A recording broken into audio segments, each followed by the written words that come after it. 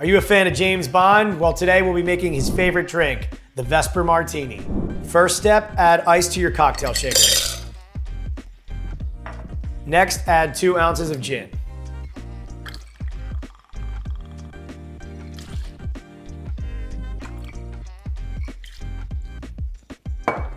Next, add 3/4 of an ounce of vodka.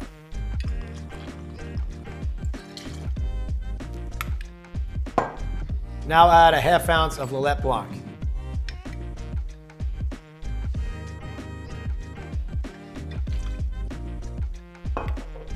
And shake until well chilled.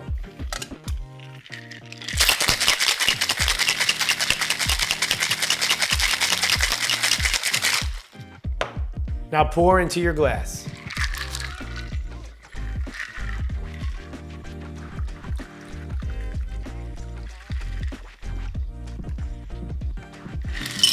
Finally, garnish with a lemon twist. And enjoy.